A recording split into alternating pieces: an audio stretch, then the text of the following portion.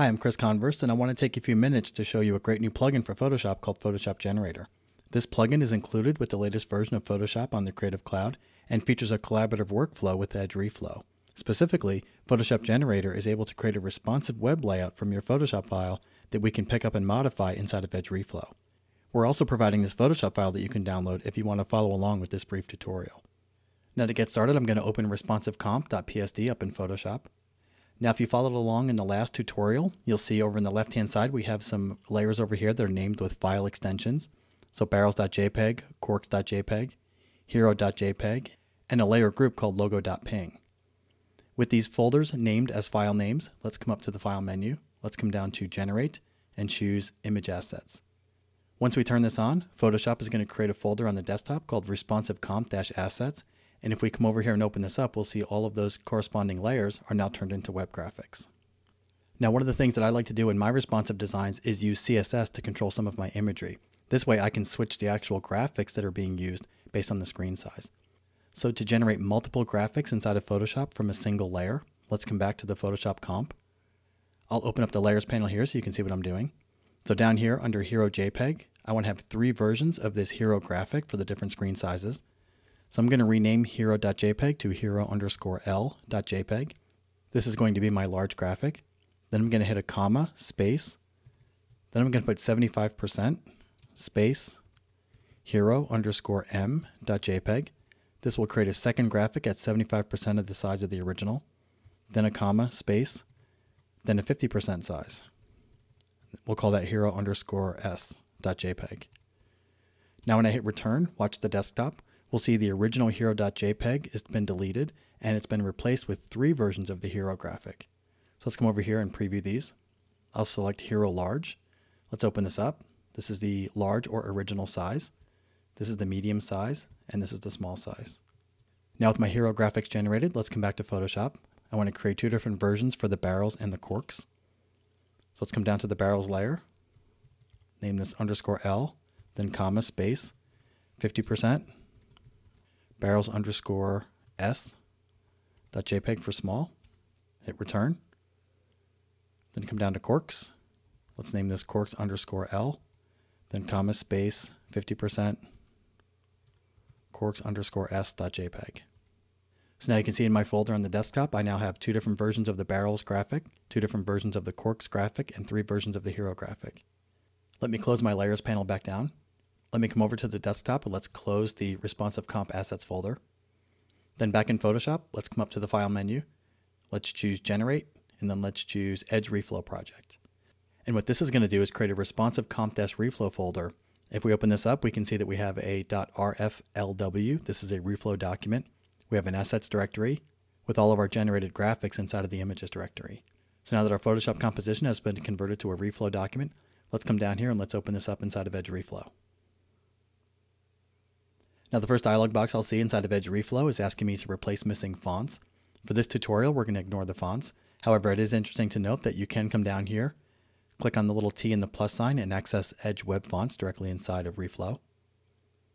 But I'm going to come up here and click on this X, and then we'll see our composition inside of Edge Reflow. Now inside of the Edge Reflow interface, over here on the left-hand side, we have a Layout panel and a Styling panel. Both of these have to do with all of this CSS that we can assign into the document, but it has been separated into layout and style. And at the bottom of the document, Edge Reflow will show us the structure of all of the elements on the page. If I click on the Elements panel here, I can come over here and roll over these items, and I can see exactly how the Photoshop Generator plugin generated the assets for Edge Reflow. So if I come up here and roll over Ping, for example, or the Tasting, which is the text up here, or the Hero JPEG, I can see that all of these are inside of the main container. If I come down to this text block here, I can see there are 2 spans inside of here, the text and the call to action. So again, this gives me a quick idea of the overall structure. I'll hit the Escape key to exit the Elements panel. Now let's come over here to the right-hand side. Let's grab this live ruler, and we can drag this back and forth and see what the design will do when we start to open and close our browser width. Now, while the responsive experience isn't exactly what we might have envisioned, there's been a lot of work that's been created already by having all of these individual assets, graphics, and text blocks placed on our page. And now we can use the tools inside of Reflow to modify that user experience. So the first thing we're going to do is let's come up and start from the top. Let's grab this navigation bar here. Let's click and drag this. going to come in here and just open this up a little bit. Now, one of the things that we'll notice when we move this open and closed, the entire size of this object changes and it sort of moves around on the stage. I'm going to want the navigation to stick over on the right-hand side of the screen. So the first thing we're going to do is let's come down and click on the main stage area. This is going to select our main container, and let's come over here to the grid options. Let's come up and change the grid to 16. Now the grid won't be part of our final design, but it does give us something that we can start to create our measurements against. So let's come up here, let's select this text block. I'm going to move this over to the right so that the right side sticks right against this last column. With this selected, let's come down here, let's look under the advanced properties here, and we can see that we have a float assigned to the left. Let's come over here and choose float to the right. Let's also come up here to size and let's take this off of a percentage value. Let's come down and change this to pixels. So with these changes in place, let's come over here, let's slide the ruler, and we can see that the navigation element always sticks to the right hand side and doesn't change width as we open and close the width of the browser. So we'll open this back. Next, let's come in here and select this JPEG file. With this selected, I can see that this is Hero Large down in the document tree. But as I mentioned before, I'd rather use this as a background graphic. So let's hit delete to just remove that completely from the stage. Let's add another container. So let's come up to the tools. Let's click on the box container. Then I'm going to come down into the page. Then I'm going to click and drag and draw a box the full width of the page. Once I let go, I can come up here and see under layout, this is set to 100% wide. Now what I'm going to do is grab the move tool. Let's come down here. Let's grab this text block. I can see right now the text block is in the main container. Let's grab this text block and let's drag it down until the box that we just drew highlights with a bright blue border. Once I let go, I'll see that now that text is inside of this box I just created. Let's grab the box. I need this to be a little bit taller. So I'm just going to come in here and drag the bottom and notice that all of the other div elements on the page will push down. Let's come in here and let's grab the text. Let's align it to the left-hand side, leaving one of the columns on the left. Then let's grab the raise a glass text. Let's drag this inside of here as well. So now with this div in place, let's select it. Next, I want to style this box container to have a background graphic and a color. So let's come over to the styling panel. Let's come over here to add a color. This is going to bring a dialog box up here. Let's come over here and choose hex. Now to get the exact hex color, let's switch back over to Photoshop. Inside of Photoshop, I'm going to hit the letter I for the eyedropper tool. Let's click this background. Now with this color on the foreground, let's come down and click on the foreground swatch. Down here I can see the hex color. Let's copy that to the clipboard. Let's switch back to edge reflow. Let's come in here, leave the pound sign, and let's paste in that color. Then hit return. Next, let's come over here and click on the plus sign to add an image. Inside of here, let's click on the download or select image button. From the desktop, let's come into responsive comp reflow, assets, images, and let's select herolarge.jpg. Then click open. Now inside of the dialog box under repeat, let's come down and choose no repeat. Next, let's come into the page. Let's adjust the height. Once we have this tall enough, let's grab this entire object. Let's drag it up the page. Next, let's grab our responsive ruler. Let's open and close this and see what it looks like. So as I resize this, I can see that the background graphic is hinged on the left-hand side. So let's select this object. Let's come back to styling. Let's click on Hero Large JPEG. Let's come down here, and for position on the X, let's come over here and change this to align right. Back to the page, let's open our responsive ruler. So that looks good. We'll worry about the text in a moment. Let's come down and so now with the background behaving the way we want it, let's come over here and let's work on the promos for a moment. So let's come in here, let's delete the barrels and the corks. Let's grab these text blocks. I'm going to move these so that they are one column away on the left-hand side. Let's open this up. Let's grab the second one. Let's make this the same width as well. Now with these positioned, let's select the text block, rows of barrels. Let's come up to styling. Let's come into backgrounds.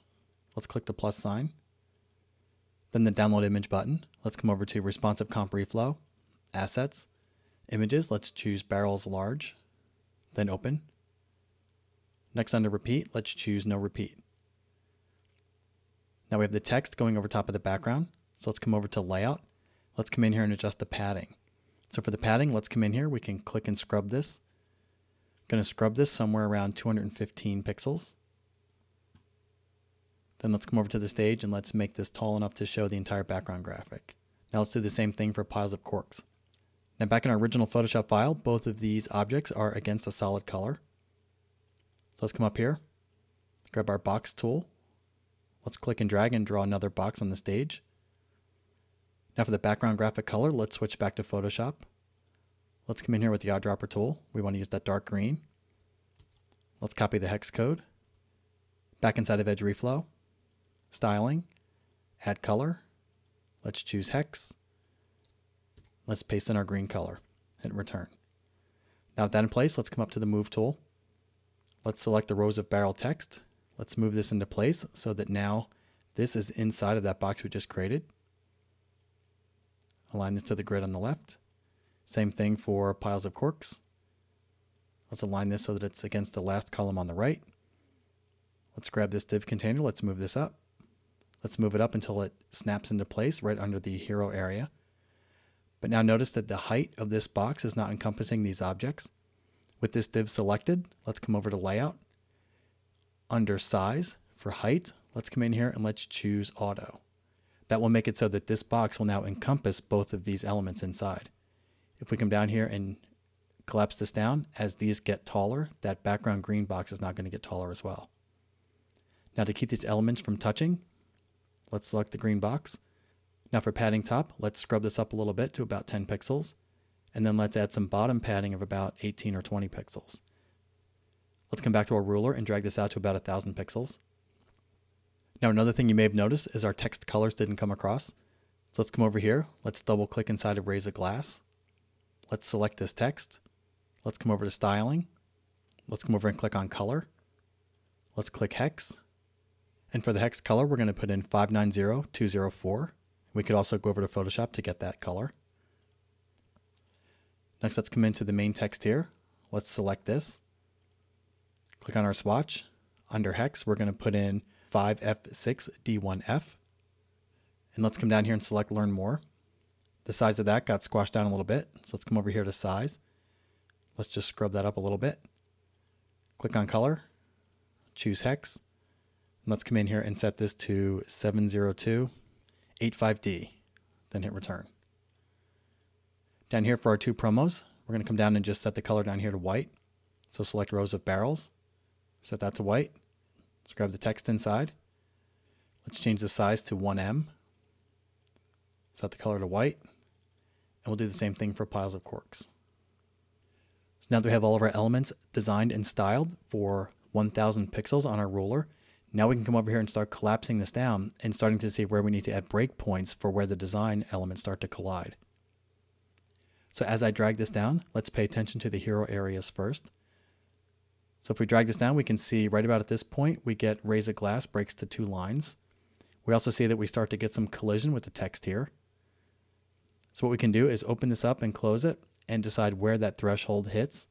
So I want to change the design right about here. So what I'm going to do is come up to the ruler, come over here to the plus sign. And when I click on the plus sign, this is going to add a breakpoint here. Now I can come into the design and make changes, and those changes will only occur when the browser's width is less than 962 pixels. So the first thing I might do for the Raise a Glass heading is just make the font size a little bit smaller. So let's come in here and select Raise a Glass. Let's come over here and just make this a little bit smaller. Next, with the Move tool, let's select this text block here. Let's change the width of this. Let's just bring this down to about right here. I can look down here and see that these items are looking okay. So let's continue to bring this down. So once we get down to this point, we can see that the heading is really starting to overlap the imagery here, and we again start to see the text start to collide with the graphic. So let's come in here and create another breakpoint. When we get to this point here, what I want to do is select the container holding the hero graphic. Let's come over to the backgrounds under Styling. Let's click on this graphic, and let's swap the graphic for the hero medium JPEG. Then click Open. So now this graphic's a little bit smaller. Let's come back to the heading. Let's make that a little bit wider.